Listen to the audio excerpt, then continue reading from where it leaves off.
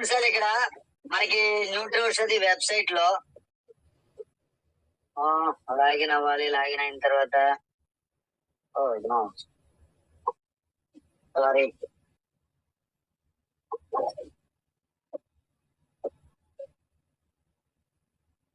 Login అయిన తర్వాత mobile number enter చేస్తే ఓటీపీ రావాలి. ఓటీపీ 2846.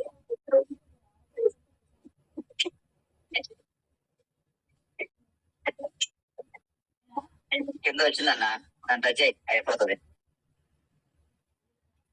అబ్బా మళ్ళీ చెప్పారు సార్ తమ్ముడు, సూపర్. రైట్. ఎనీవే, మనం ఇలా ఓపెన్ చేసిన తర్వాత ఏదైతే పైన 3 లైన్స్ పైన క్లిక్ చేస్తే బిజినెస్ అనే ఆప్షన్ లో dash board, not dash board, ఇక్కడ ఏదైతే వ్యాలెట్ ఆప్షన్ లో మై ఎర్నింగ్ చూడండి ఒకసారి. ఇక్కడ కొత్త ఆప్షన్స్ వచ్చినాయి. పైన చూసినట్లయితే రాయల్టీ పే అవుట్ స్లిప్ వరకే మనకి ఇంతకు ముందు ఉండేది. ఇప్పుడైతే రీపర్చేజ్ పే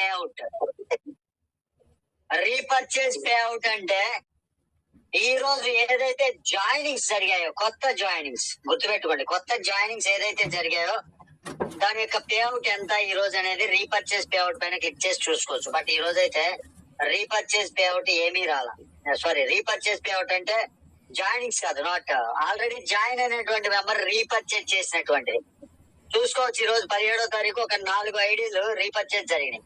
నా ఫస్ట్ లెవెల్లో, నా యొక్క 2వ లెవెల్లో 3 ఐడీలు మొత్తం రీపర్చేజ్ జరిగినాయి. పెండింగ్ చెప్పాను కదండి, రీపర్చేజ్ చేసి మంత్ ఎండింగ్ వరకు పెండింగ్ లో ఉంటాయి. ఆ తర్వాత రీపర్చేజ్ వ్యాలెట్ అనేది క్రియేట్ అవుతుంది. దానితో పాటు ఏదైతే వ్యాలెట్ లో మై ఎర్నింగ్ పైన క్లిక్ చేసిన తర్వాత ఇక్కడ మీరు చూసినట్లయితే టుడే పే అవుట్, నిన్నటి దాకా టోటల్ పే అవుట్ మాత్రమే కనపడేది. నెక్స్ట్ ఈ రోజు టుడే పే అవుట్ వచ్చింది ఆప్షన్ కొత్తగా.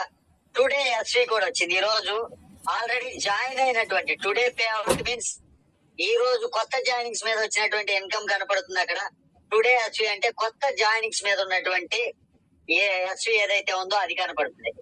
ఇంకా రీపర్చేజ్ ఎస్వి అనేది రీపర్చేజ్ పెండింగ్ ఎస్వి చూపిస్తుంది, రీపర్చేజ్ వ్యాలెట్, అవన్నీ కూడా మన బిజినెస్ ఏదైతే ఉందో ఈ బిజినెస్ లో ఇక్కడ ఆప్షన్స్ ఉన్నాయి చూడండి. ఈ ఆప్షన్స్ లో కనపడుతుంది అనమాట. Repurchase pending wallet and repurchase